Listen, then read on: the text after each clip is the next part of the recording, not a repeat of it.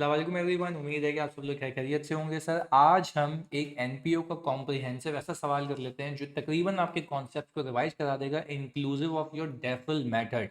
हल्का सा रिकैप दूं तो डेफिल मेथड में ये था कि जो भी आपको कंट्रीब्यूशन मिलती है, अगर आपको फ्यूचर एक्सपेंसेस के लिए मिली है तो आप कैश डेबिट करके डेफर्ड लायबिलिटी को क्रेडिट करते हैं, और एज एंड व्हेन जैसे जैसे एक्सपेंसेस होते जाते हैं वैसे वैसे उस एक्सपेंस को सेट ऑफ करते हैं डेफर्ड लायबिलिटी को रिवर्स करके। फ्यूचर के लिए एक्सपेंसेस की बात हो गई, ये तो यहाँ ख़त्म हो गई। अब अगर मैं ये कहूँ कि आपको पैसे मिले हैं for the current year expenses, तो सीधी सी बात है उसको डेफर करने की नीड नहीं है।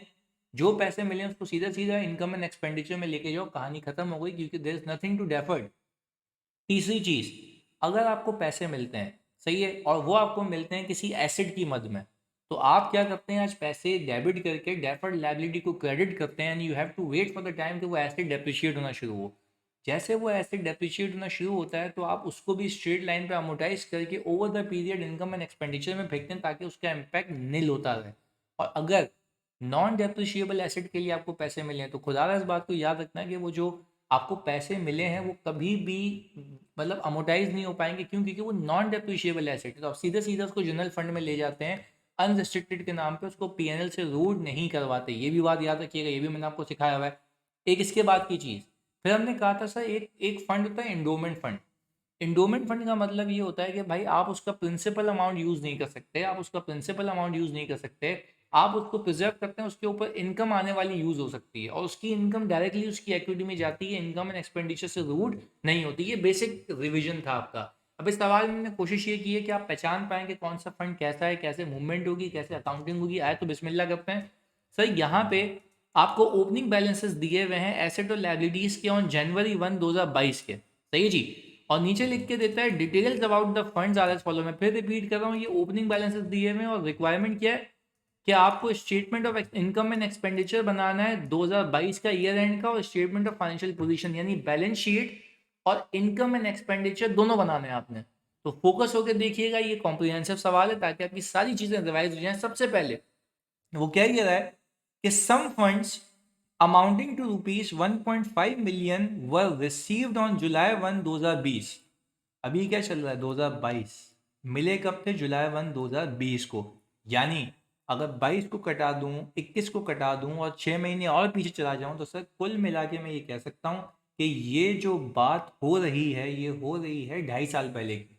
बात क्लियर है? आगे अच्छा, जनवरी 1 2022 पे बात करूं तो 1.5 ईयर पहले की। Okay, for the acquisition of a plant, यानी ये कंट्रीब्यूशन मिली है आपको for the purpose of acquisition of a plant. याद रखिएगा रिलेटेड टू एसेट है। The plant was acquired at a price of 3 million on August 1 2020। यानी आपको पैसे मिले थे जुलाई में, आपने प्लांट एक्वायर किया 3 मिलियन का अगस्त में। अच्छा भाई आगे, 1.5 मिलियन मिले थे यानी आधे मिले थे पैसे। The company's policy is to depreciate PP at 10 years on straight line basis. तो सर अब अगर मैं बात कहूँ, ये मुझे जो फंड्स दिए हुए हैं, ये आपने अंधों की तरह ये नहीं करना है कि इसको इक्विटी मान लेना है। इसके अंदर आपकी लाइबिलिटीज भी हो सकती हैं जो कि डेफर्ड लाइबिलिटीज हैं। अब याद करें, जो बच्चा सवाल को ये जैसी बात है, मैंने आपको ये पहले भेजा है ग्रुप पे, तो ग्रुप पे जब आप देखेंगे तो कुछ बच्चे ऐसे होंगे जो सीधा सीधा इसको फंड का बैलेंस मान लेंगे। सर ये जो नीचे दिया हुआ है ना 1.5 million, this is not a fund balance. इसमें से कुछ साल यानी कुछ महीने 2020 के 21 के ट्रांसफर होकर पूरा साल कुछ बैलेंस यहाँ बचा होगा, तो आपको वो अलग करना है। तो क्या मैं कह सकता हूँ, क्या मैं कह सकता हूँ कि सर मैं यहाँ पर ओपनिंग बैलेंस ऑफ फंड्स की वर्किंग कर लूँ, ओपनिंग बैलेंस ऑफ फंड्स की वर्किंग कर लूँ, और रिलेटेड टू एसेट की अगर बात करूँ, रिलेटेड टू एसेट की अगर बात करूँ तो कितने पैसे मिले थे सर? 1.5 मिलियन। अच्छा, 1.5 मिलियन को हम ये कह लेते हैं कि सर 1500 मिले थे, क्योंकि रुपीज़ इन थाउजेंड है, रुपीज़ इन थाउजेंड है।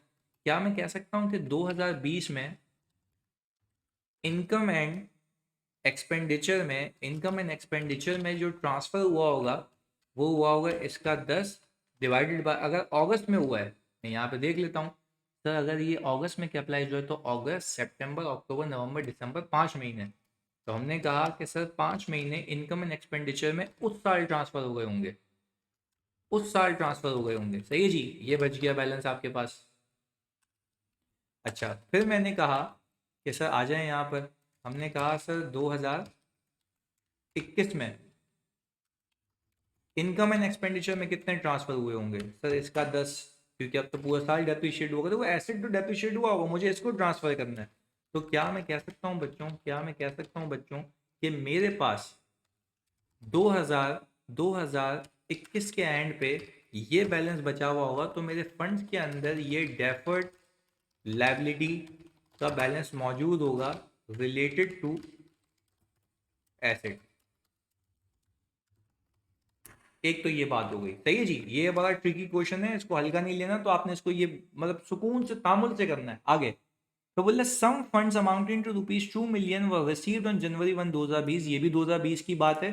For future expenses till 31 December 2022 expenditures amounting to ₹1.5 million have been made. Sir इसको मैं जब आपको ये पीडीएफ भेजूंगा तो इसको मैं 2021 कर लूंगा, क्योंकि ये 22 तो हमारा ईयर एंड है, तो ये 2021 की बात है, टाइपिंग मिस्टेक है। खैर अब मैं कह सकता हूँ कि सर 2020 और 2020 और 21 2 साल हो चुके हैं, तो क्या मैं कह सकता हूँ 2 मिलियन में से 1.5 मिलियन कटा दो, तो sir related to future expenses, तो यही हम यहाँ पे लिख रहे हैं अमाउंट रिसीव्ड। कितना है सर? अमाउंट रिसीव है 2000 यानी 2 मिलियन, जिसमें से हम कह रहे हैं कि सर 1.5 मिलियन जा चुका है, लेस एक्सपेंस ऑफ 2 ईयर्स। सही जी, लेस कर रहे हैं एक्सपेंस ऑफ 2 ईयर्स। कितना है जी? सवाल में लिख के देता है 1500, यानी लास्ट ईयर में एक्सपेंस हुआ होगा तो मैंने डेफर्ड से निकाल के इसको फेंक दिया होगा सर इनकम एंड एक्सपेंडिचर के अंदर। अब जो बचा होगा ओपनिंग के अंदर वो ये है। सही जी, मैं अगेन रिपीट कर रहा हूँ, यहाँ पे जब आपको ये सवाल मिलेगा तो उसके अंदर ये जो अमाउंट है, ये वाली जो अमाउंट है, ये टाइपिंग मिस्टेक है, ये 2021 है। सही है जी। आगे इंडोमेंट फंड का बैलेंस है 31 दिसंबर 2021 पे 0.8 मिलियन का, यानी सर ये तो एक रिस्ट्रिक्टेड फंड है आपका इंडोमेंट फंड। तो क्या मैं ये कह सकता हूँ, कि सर मेरे पास इंडोमेंट फंड आ गया 800 का। अच्छा, अब समझने की बात यह है कि अगर मुझे अनरिस्ट्रिक्टेड जनरल फंड निकालना है तो सवाल में गिवन कितना है सर? 5700। 5700 में से अगर मैं 12875 माइनस कर दूं, 875 अगर ये माइनस कर दूं, सही जी, 1287.5 है ये। अच्छा भाई, और इसमें से मैं माइनस कर दूं बच्चों 500, और इसमें से मैं माइनस कर दूं 800, तो अगर 5700 में से सर आप कहते हैं कि ये निकाल दें,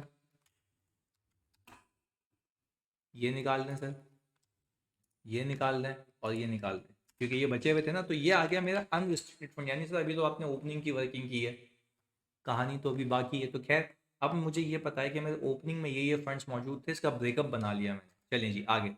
अब मैंने कहा सर इसके बाद the investment carries a return of 10%, 50% of the investment pertains to endowment fund. देखो वो कह रहा है कि जो भी ऊपर इन्वेस्टमेंट आ रही है ना, इसमें से 50% इंडोमेंट फंड के, देखो है तो एनपीओ की इन्वेस्टमेंट ना, पर इसके ऊपर जो रिटर्न आएगा कुछ इनकम एंड एक्सपेंडिचर में गिरेगा, कुछ डायरेक्टली इंडोमेंट फंड में गिरेगा। इस बात को याद रखिएगा। तो क्या मैं कह सकता हूं कि सर यहां पर अगर मैं इन्वेस्टमेंट इनकम की बात करूं तो इन्वेस्टेड अमाउंट कितनी है? ₹1600। अच्छा, इसके ऊपर रिटर्न कितना बताया भाई ने सर? 12%। तो सर अगर मैं यहाँ पर 1600 के ऊपर 12% लगाऊं तो ये कितना आता है सर? 192। अच्छा भाई, अब मैं देख लेता हूँ यहाँ पर बैलेंस ऑफ सम एसेट्स दिया हुआ है, the summary of payments made during the, ये कुछ पेमेंट्स दी हुई हैं, तो सर ये इसके लिए कुछ भी नहीं लिखा हुआ, तो मैं कह रहा हूँ कि भाई ये पूरी कैश रिसीव्ड है। तो क्या मैं कह सकता हूँ उसकी मैंने एंट्री बनाई होगी कैश डेबिट 192 से। सही है जी। इनकम एंड एक्सपेंडिचर अकाउंट 50% से, और सर इंडोमेंट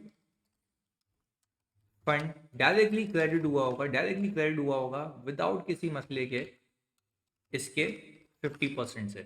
सही जी, ये हिसाब किताब इसका हो गया। पर याद रखिएगा बच्चों, ये सवाल जो मैंने बनाया ना, ये हल्का नहीं है, क्योंकि ये कैश एंड बैंक आपको ओपनिंग दिया हुआ है, आपको यहाँ पे कैश एंड बैंक की मूवमेंट पार्क करनी होगी। तो मैं आपके लिए आसानी करता हूँ, मैं आपके लिए आसानी करता हूँ कि सर यहाँ पे कैश एंड बैंक का एक ये परफॉर्मा बना देता हूँ।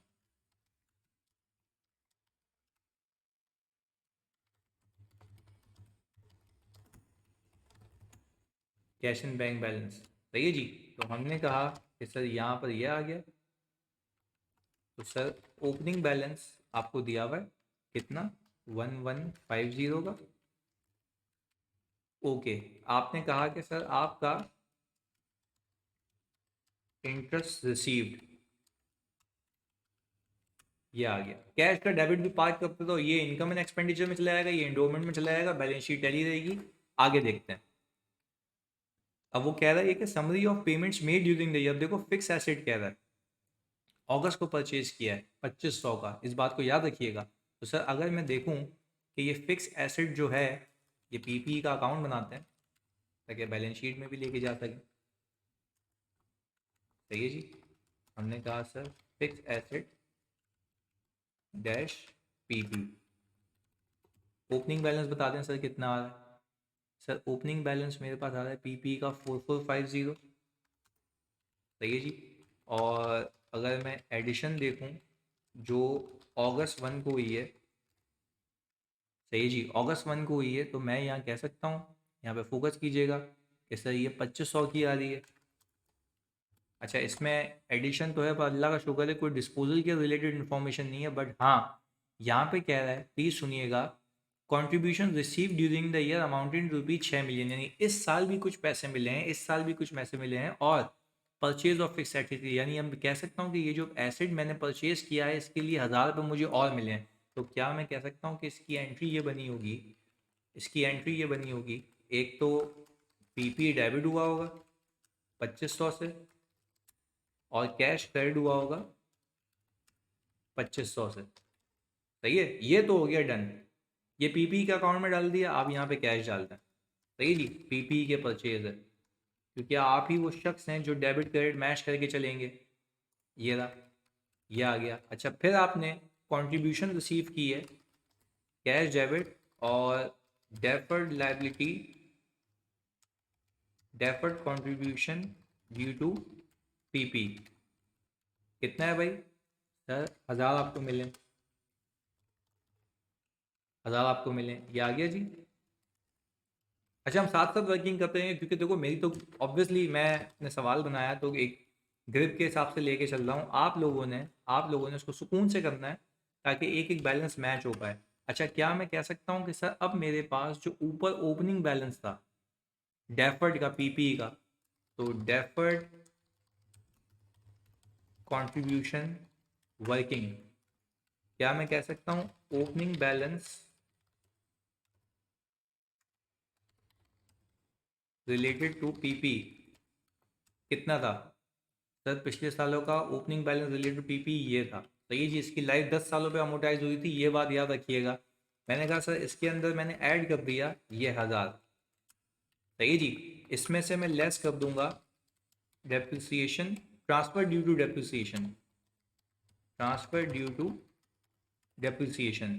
तो अगर मैं ये कहूँ कि sir transfer due to depreciation, क्योंकि स्ट्रेट लाइन है तो 1500 को तो मैं डिवाइड कर दूंगा 10 से। सही है जी, इसमें प्लस कर दें आप, जो 1000 आपको मिला है इसको डिवाइड करते हैं 10 से, इंटू 5/12। सर 5/12 क्यों, क्योंकि सर अगस्त में आया है, तो इसका अपना हिसाब किताब चलेगा, उसका अगली बार से दोनों 10-10 पे हो जाएंगे।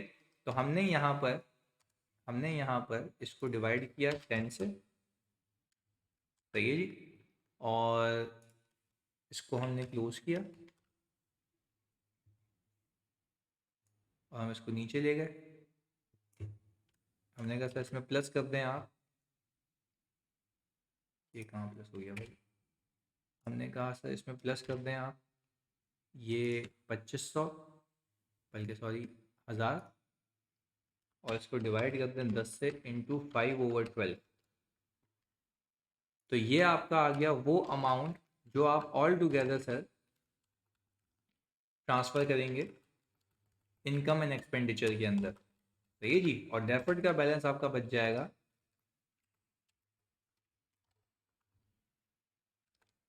कुछ ये, सही है जी। ये आ गया 2095 transfer into income and expenditure due to depreciation. Sir ये आ गया आपके पास अमाउंट है। अब सर हमने कहा अब इसके पास हमारे पास देखें ये आ गया कंट्रीब्यूशन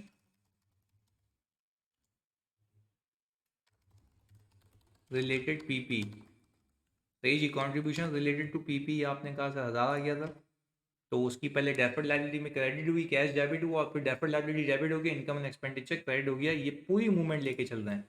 अब सर डेप्रिसिएशन, सही है जी, ये भी कहाँ जाएगा इनकम एंड एक्सपेंडिचर अकाउंट में। हमने कहा सर आप पहले तो एक काम करें, ओपनिंग को सीधा 10 से डिवाइड करें, सही है जी, और फिर इसको 10 से डिवाइड करके 5/12 कर दें, तो आपके पास ये हिसाब किताब आ गया, सही है जी। ये आ गया और सर आपके पास क्लोजिंग आ गया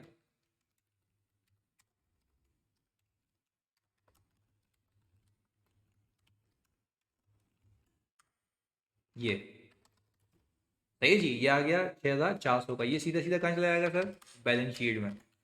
सर आई होप आपको अब तक ये चीज़ें ग्रिप में होंगी। अब इसको आगे लेके चलते हैं सर। पीपी का डन हो गया।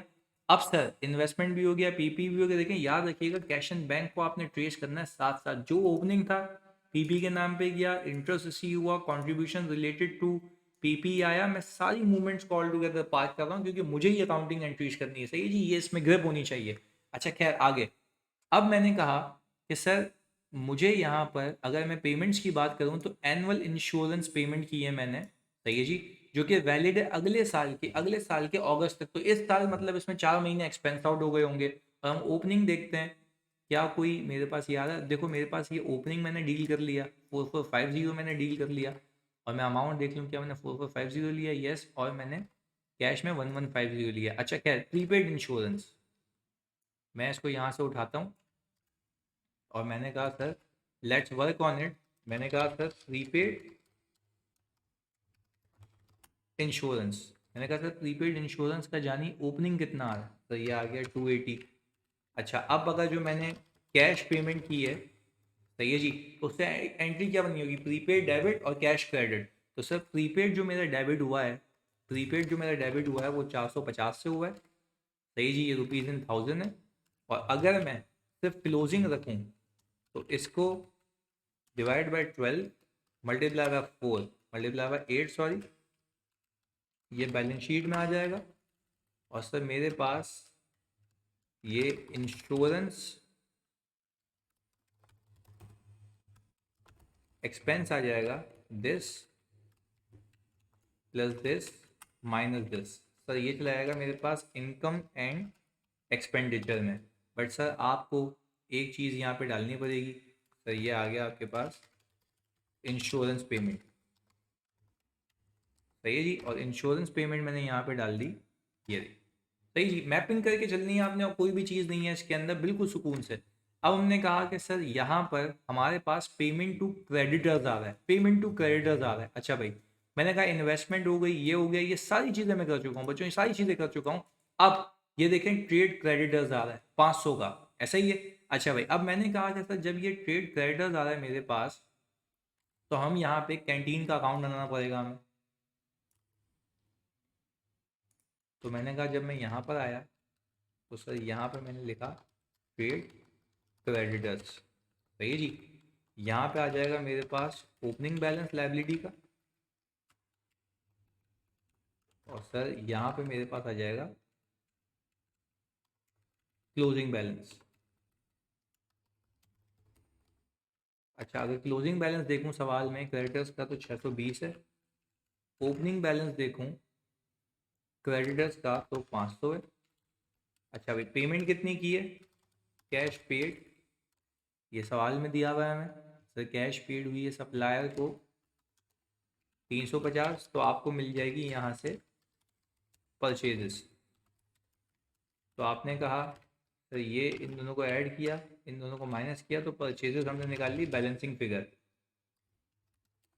अच्छा, अब सर मुझे एक बात बताएं, जो आपने क्रेडिटर को पेमेंट की है, तो पहले मैं यहाँ पे बात करूँ, payment to creditor, debit credit match करके चलो।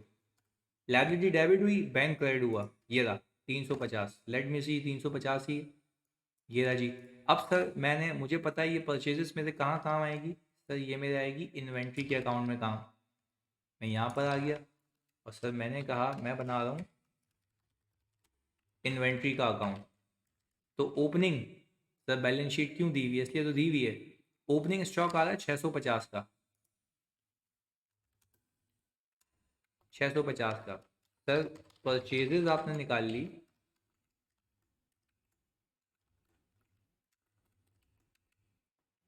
परचेजेज आपने निकाल ली सर, ये रही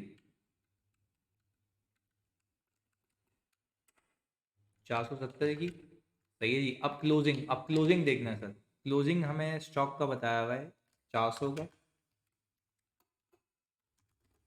अच्छा जी, अब हमने कहा सर सी ओ जी एस आ गया, तो सी ओ जी एस में ये प्लस हुआ, ये प्लस हुआ, और सर ये माइनस हुआ, ये आ गया सी ओ जी एस। अच्छा जी, ये तो समझ आती है भाई मेरे को, ये तो भाई सी ओ जी एस का एक एक्सपेंस है, बट सर आप यहाँ पे प्रॉफिट फ्रॉम कैंटीन एक साथ बताते हैं ट्रेडिंग अकाउंट बना के, तो मैंने कहा सर सेल्स देखते हैं। पहले तो मुझे एक बात बताओ, यहाँ पे क्या मार्कअप मार्जिन दिया हुआ है, ये देखें, sales are made 30% on markup on cost. तो सर हमने क्या किया कि अगर मुझे सी ओ जी एस पता है, अगर मुझे सी ओ जी एस पता है, तो ये 100% है मार्कअप के केस में, मैंने इसको डिवाइड किया, सही है जी, 100 से, और 30 से मल्टीप्लाई कर दिया, तो सर 100 से और 130 से, सॉरी, सेल्स निकालनी है मैंने, तो मैंने कहा सर मेरे पास कैंटीन का, कैंटीन का जो प्रॉफिट है वो ये आ गया, कैंटीन प्रॉफिट। अब सवाल देखें, अब वो कहता है ये है कि 40% are cash sales and remaining are credit sales. तो सर अगर मैं इसका 40% कैश सेल्स, तो इसको मैं अगर 40% करूँ तो 374.4 आता है, तो हम यहाँ पे कैश एंड बैंक में डाल दें कैश सेल्स, सही जी, ये आ गया कैश सेल्स इधर। और सर अब अगर मैं बकाया जो क्रेडिट सेल्स हैं वो रिसीवेबल के अकाउंट से पैसे निकालूंगा कि कितने पैसे मुझे डेटर्स से रिसीव हुए हैं, सही जी।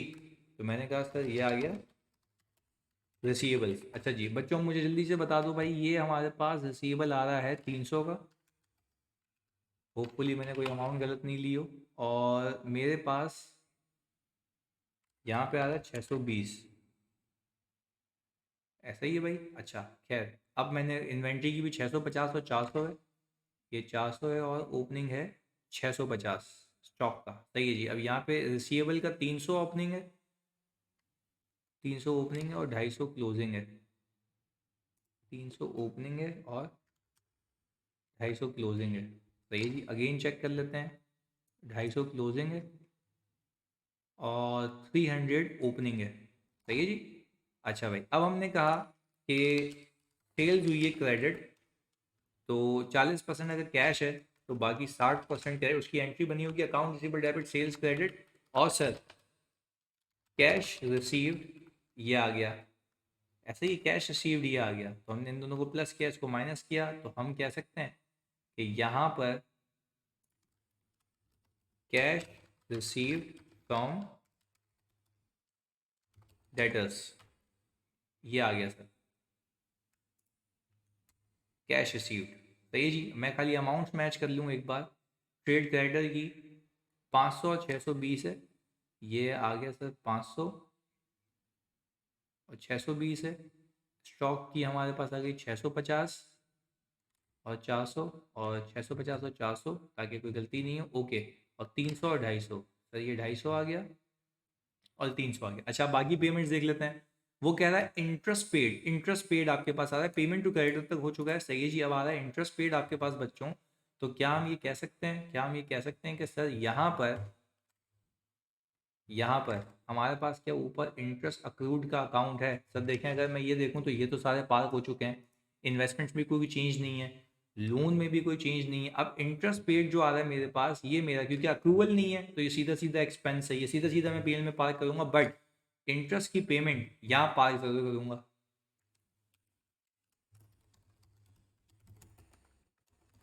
इंटरेस्ट पेड कितना आ गया सर, 120। सही है जी, 120 आ गया। अच्छा जी, अब हमने कहा ये इनकम एंड एक्सपेंडिचर में जाएगा, मैं यहाँ लिख देता हूँ ताकि मुझे याद रहे। और सर मैं अगर यहाँ पर आता हूँ अदर एक्सपेंडिचर्स,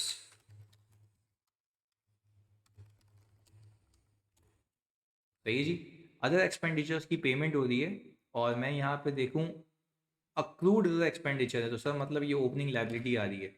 मैं यहाँ पर आया, मैंने इस लाइबिलिटी के अकाउंट को उठाया, समझाता हूँ इसको कि कैसे सॉल्व करना है। सही है, ये हमने कहा अक्रूड अदर एक्सपेंडिचर्स। अच्छा भाई, अक्रूड अदर एक्सपेंडिचर्स भाई ओपनिंग कितने हैं आपके, 730। सही है जी, आपने कैश पेड कितना किया है सर, आपने कैश पे किया है इसके अगेंस्ट में 260। सही है जी, और क्लोजिंग आपका ज़ीरो है। तो आप ये समझें, आप ये समझें कि सर आपने, प्लीज़ सुनिएगा बहुत फोकस के साथ, आपके जो अदर अक्रूड एक्सपेंसेस है ना, आपका अगर क्लोजिंग ज़ीरो है तो आप इस बात को समझें कि अगर आपका ओपनिंग 730 है, ओपनिंग अगर 730 है अक्रूड का, और आपने पे किया है अदर एक्सपेंडिचर को, समरी ऑफ पेमेंट्स है ना 260, तो मतलब ये है कि आपने अपना पुराना सेटल किया, आपने अपना पुराना सेटल किया, नया फॉर द ईयर का कोई भी एक्सपेंस नहीं है। मैं फिर रिपीट कर रहा हूँ, अजम्पशन है मेरी नया फॉर द ईयर का कोई भी एक्सपेंस नहीं है। तो मैं क्या कर रहा हूँ, कैश पेड को माइनस करके क्लोजिंग निकाल रहा हूँ इसका। तो बेसिकली इसकी एंट्री ये बनेगी अक्रूड अदर एक्सपेंडिचर्स डेबिट और बैंक क्रेडिट। और देखो यहाँ पे बैंक क्रेडिट होता हुआ भी दिखता है आपको, वो ये रहा। सही है जी, मैं यहाँ पे 260 पे आ गया, ये आ गया 260, और मैं इंश्योर भी कर लेता हूँ क्लोजिंग कुछ नहीं आ रहा इसका, 260। अच्छा जी, अब बाकी रह गया दो कंट्रीब्यूशन, एक अनरिस्ट्रिक्टेड फंड का और एक कंट्रीब्यूशन फॉर फ्यूचर एक्सपेंसेस। उसने ये नहीं बताया कि करंट ईयर एक्सपेंसेस कितने हुए हैं, तो मैं इसको सीधा डेफर्ड में ले जाऊंगा। तो सर अनरिस्ट्रिक्टेड फंड के लिए और जो भी है हमारे पास, सही है, कंट्रीब्यूशन फॉर फ्यूचर एक्सपेंसेस कितने दिए हुए हैं भाई, 1500 के। और आपके पास अनरिस्ट्रिक्टेड कंट्रीब्यूशन है कितने का जी, 3500। तो सर क्या हम कह सकते हैं कि हमने सारी कैश की मूवमेंट्स पास कर ली हैं, now we are in a position कि हम इसको सम करें और इसको लेस करें, तो हमारे पास क्लोजिंग कैश बैलेंस आ गया, जो कि हमारी बैलेंस शीट में जाएगा whenever we are preparing a balance sheet. सही है जी, ये देख लेते हैं कॉन्ट्रीब्यूशन, एक, दो, तीन, तो कुल मिला के 6,000 बनता है। सही है, आया भी 6,000 का ही है सर। अब आई थिंक कि कोई एंट्री बाकी नहीं है, सब पार हो चुका है ऑल टुगेदर। अब हम इनकम एंड एक्सपेंडिचर बना सकते हैं। चलें जी, मैंने कहा sir income and expenditure account.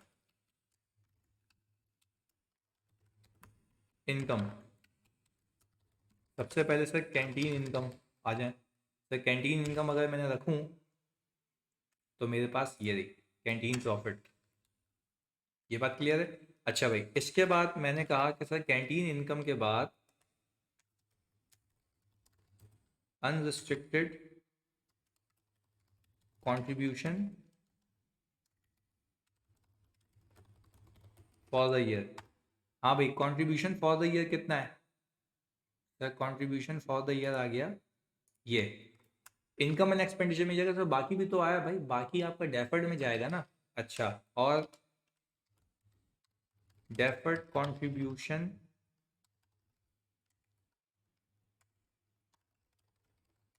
Related to PP, यानी हम यहाँ पे कर रहे हैं transfer of deferred contribution related to PP.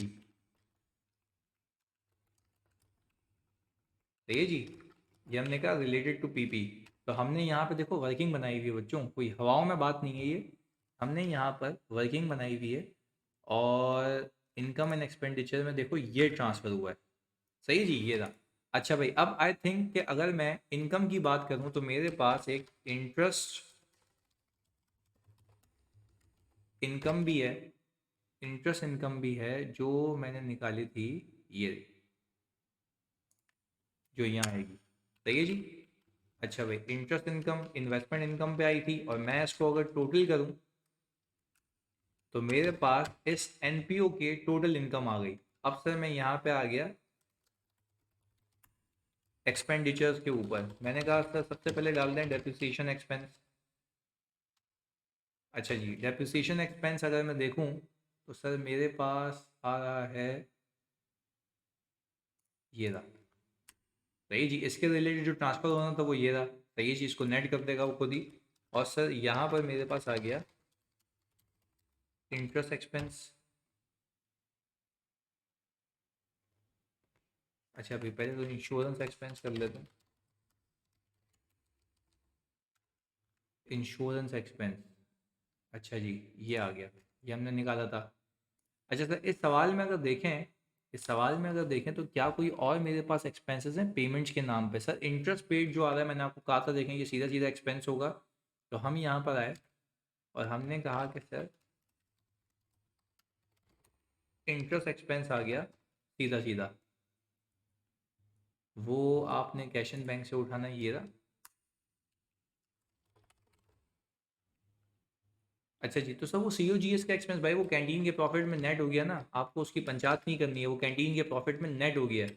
अच्छा सर देखें, डेप्रिसिएशन आ गया। सही है जी, इसमें अब वैसे अदर ऑपरेटिंग एक्सपेंसेस होने चाहिए, बट क्योंकि क्लोजिंग अप्रूवल नहीं है तो मैंने यही बोला कि ओपनिंग सेटल हुआ है, दैट्स इट। सही है जी। और हमने कहा कि sir surplus for the year हमारे पास आ गया इन दोनों का चेंज, ये आ गया 2904, 2904। सही है जी। ये आपके पास आ गया सर, ये आपके पास आ गया 2904 सरप्लस फॉर द ईयर, जो आपके ओपनिंग अनरिस्ट्रिक्टेड फंड के अंदर जाके ऐड हो जाएगा। सही है जी। अब हम बनाते हैं sir statement of financial position as at December 31, 2022। Sir सबसे पहले आप यहाँ पे डाल दें प्रॉपर्टी प्लांट एंड इक्विपमेंट। अच्छा भाई, प्रॉपर्टी प्लांट एंड इक्विपमेंट का अगर मैं बैलेंस देखूँ, अगर पीपी का मैं बैलेंस देखूँ तो सर वो ये रहा आफ्टर डेप्रिसिएशन। सही है जी। मैंने कहा सर प्रीपेड इंश्योरेंस आ रहा था आपका, अच्छा 8 महीने का, 8 मंथ्स का। तो हमने कहा सर प्रीपेड इंश्योरेंस ये आ गया। सही है। कैश एंड बैंक आ गया, आप ही वो शख्स हैं जिन्होंने ये एंट्रीज पार्क की हैं, आप ही वो शख्स हैं। तो सर हमने कहा कि हमारे पास कौन सा अमाउंट है भाई, कैश एंड बैंक। अच्छा भाई, कैश एंड बैंक आ गया। सर इसके बाद आप ले आएँ, इससे ऊपर ले आएँ इन्वेंट्री। अच्छा भाई, इन्वेंट्री ये रही। हमने कहा सर रिसीवेबल्स ले आएँ, ये आ गए सर हमारे पास रिसीवेबल्स। सही है जी। और आई होप अब मेरे सारे एसेट्स पूरे हो चुके हैं, आई होप मेरे सारे एसेट्स पूरे हो चुके हैं। सही है जी। और मैं एक बार यहाँ से भी देख लूँ सवाल से, cash and bank prepaid PP investment, हाँ देखें ये आ गया ना, इन्वेस्टमेंट्स।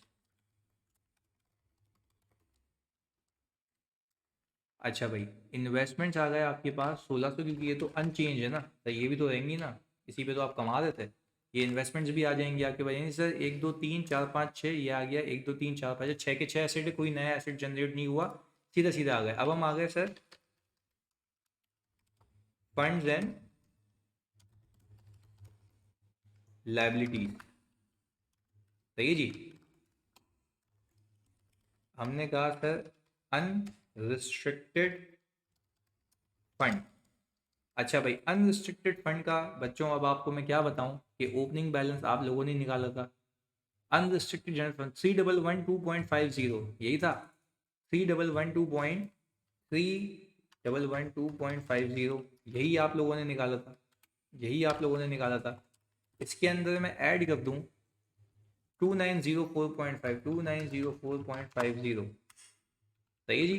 तो ये सरप्लस फॉर द ईयर इसमें डाल दिया आपने, surplus for the year plus sir ये जो आपने बैलेंस निकाला था ये वाला, तो ये जी अनरिस्ट्रिक्टेड जनरल फंड का ओपनिंग। चलें जी, अब आपने इसमें ऐड कर दिया इंडोमेंट फंड। इंडोमेंट फंड का ओपनिंग कितना था भाई? सर इंडोमेंट फंड का आपके पास ओपनिंग पड़ा हुआ था 800 का। सही है जी, 800 का। इसमें आप प्लस कर देंगे सर, ये डायरेक्ट इनकम इसमें जानी थी क्योंकि आप वो इनकम एंड एक्सपेंडिचर में नहीं लेके गए 96 की। तो सर अगर मैं 800 के अंदर ये 96 पहले यहाँ से उठा लिया और ये मैं 800 उसके अंदर ऐड कर दूँ तो ये आ गया हमारे पास। सही है जी सर, ये तो हो गया अनरिस्ट्रिक्टेड फंड और इंडोमेंट फंड, ये तो हो गया फंड का टोटल। सही है जी, ये आ गया फंड का टोटल। अब सर अगर मैं इसको आगे लेके जाऊँ, अब मैं इसको आगे लेके जाऊँ तो मैंने कहा सर अब मैं लाइबिलिटीज़ की बात कर लेता हूँ।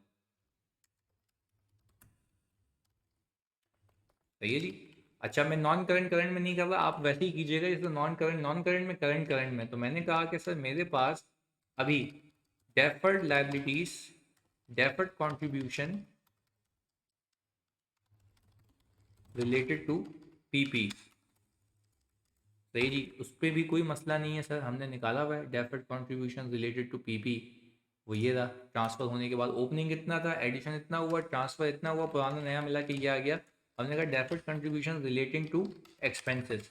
और इस बार उसने नहीं बताया कि भाई कि फ्यूचर एक्सपेंसेस के लिए जितने थे कितने उसमें से एक्सपेंस हो चुके हैं, तो भाई हमने उसको ट्रांसफ़र नहीं किया फॉर द टाइम बीइंग, बता रहा हूँ। सही जी, जिसमें से हम बताते हैं ना कि इतने एक्सपेंस हो चुके हैं, तो मैं डेफर्ड को रिवर्स कर देता, खाली रीक्लासिफिकेशन एंट्री होती। बट खैर मैं यहाँ पर ये जो डेफर्ड का बैलेंस मैंने निकाला था 500 का, उसके अंदर मैं ये ऐड कर दूं जो मुझे इस बार पैसे मिले हैं contribution relating to future expense. सही जी, इनकम में नहीं भी है, ऊपर कैश गया, नीचे लाइबिलिटी आ गई, ये सीधा सीधा हिसाब किताब हो गया। सही है जी, तो यहाँ पे मैं लिख रहा हूँ 500 प्लस 1500, देख भी लेते हैं 1500 की पैसे आए। ये रहा 1500 आए में फ्यूचर एक्सपेंसेस, और लाइबिलिटीज़ के अंदर अक्रूड एंड अदर एक्सपेंडिचर्स भी मुझे डालना होगा, लोन्स भी और क्रेडिटर्स भी, यानी बहुत सारी चीज़ें हैं। खैर हमने कहा ट्रेड क्रेडिटर्स। अच्छा भाई ट्रेड क्रेडिटर कितने हैं हमारे? तो हमारे पास ट्रेड क्रेडिटर आ रहे हैं 620 के। अच्छा फिर आपने कहा सर लोन्स ले हैं, तो लोन्स आपके पास 1500 है, इसकी कोई मूवमेंट नहीं है, तो सीधा सीधा बैठा भाई, मूवमेंट होती तो हम देख लेते। अच्छा भाई इसके बाद हमने कहा लोन्स के बाद आ रहा है अक्रूड एंड अदर एक्सपेंसेस। अच्छा अक्रूड एंड अदर एक्सपेंसेस में हमने कहा सेटलमेंट हुई है, कोई एक्सपेंस नहीं हुआ, तो ये आ गया। तो सर हमारे पास लाइबिलिटीज़ का टोटल आ गया ये, लाइबिलिटीज़ का टोटल आ गया ये। अच्छा जी सर अगर मैं लाइबिलिटीज़ के टोटल को इस फंड के टोटल में मिलाता हूँ तो मेरे पास टोटल बैलेंस आता है 13,598.83। और सर अल्लाह करे ये हमारे एसेट्स भी इतने के ही हों, सर अल्लाह की शुक्र ये भी इतने के ही हैं। तो सर ये हमारी बैलेंस शीट होती है टैली। तो सर आप इसको अच्छे से सॉल्व करें, सही जी, ताकि आपका हाथ सेट हो जाए। जज़ाकल्लाह।